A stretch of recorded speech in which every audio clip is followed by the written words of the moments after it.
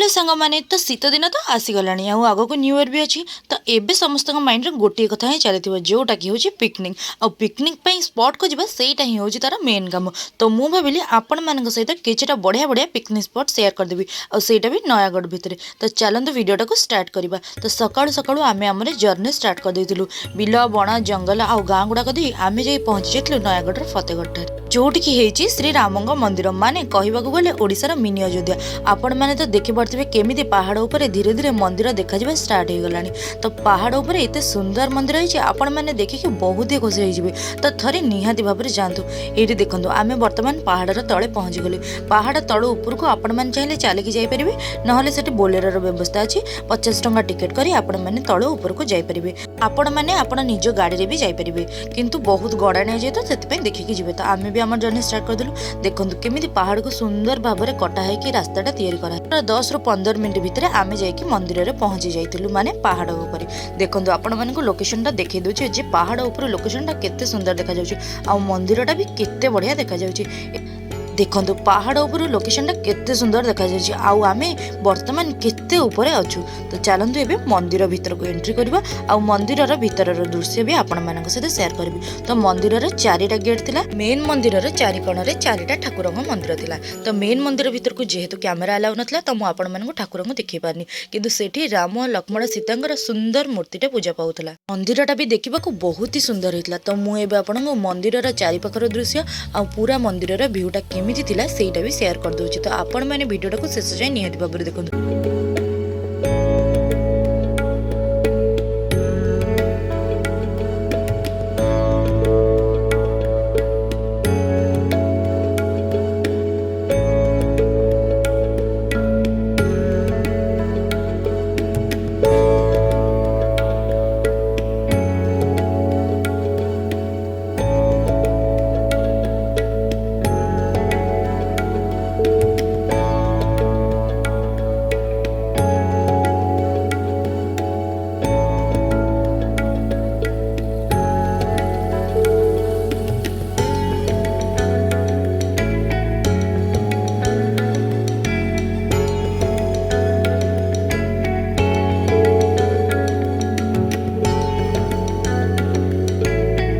मंदिर बुलाबुली कर सारा पर आमे माने बाहरी पड़िलु आउ गोटे सुंदर जगह को। जदि आपण मानकु फोटो उठेबा और रील्स करबा पसंद ना ताहले तो ये जगह को थरे निहाती भाबरे जांदु काहेकि ना ये लोकेशनटा बहुत ही सुंदर थिला। आ जगहटा थिला सुनामुही डैम जोटा कि खंडपड़ा रे अछि। भितरे पिला मानक पई गोटे पार्क भी थिला जोटी कि बहुत सारा दोली लागितला। ता सहित हाथी जिराफ आ ता सहित डायनासोर बड़ बड़ मूर्ति भी थुआइतला जहाकू कि देखिले पिला माने तो बहुत खुशी हो जिबा आ आपण मानकु भी फोटो उठेबा को बहुत ही भल लागिवो। तो चलंतु एबे लोकेशनटा को देखिदबा। आपण जदि रियल नेचुरल सीनरी देखा चाहते ना ताहले ये जगह को थोड़े निहाती भाव जातु। जगह सीनरी देखिले आपण मानकु बहुत ही खुशी लगे।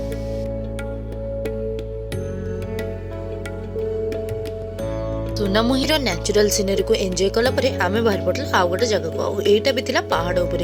तो आपण मानकु जदि पहाड़ जंगल आ नेचुरल सीनरी देखा भल लगे ना ताहले एई तीनटा जक प्लेस तो आपण मानक पई मस्ट विजिट। तो आपण माने जदि एपर्यंत निजर पिकनिक प्लान करि नाहंती आ जदि प्लान करछन्ती हेले कोठी जिवे से कथा भाबुचंती ताहले तो एई तीनटा जगह को निहाती भाबरे विजिट करंतु।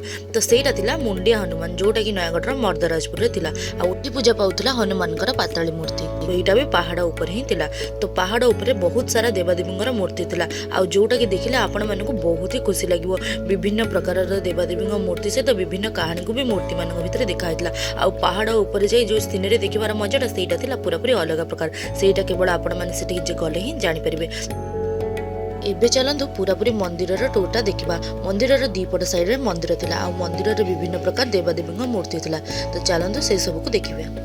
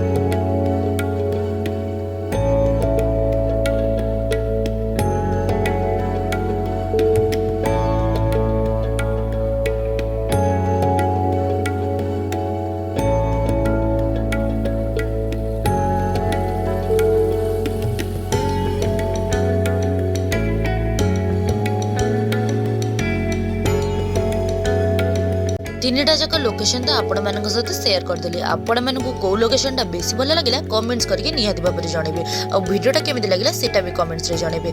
वीडियोटा जदि हेल्पफुल होइतो ताले वीडियो गोटे लाइक करदेबे आ निज सांग साथी आ फैमिली मेंबर सहित निहाती भाव में सेयार करदेबे। आ चैनल रे जदि नुआ होइतबे ताले सब्सक्राइब करने को जमार भी भूलिबेनी।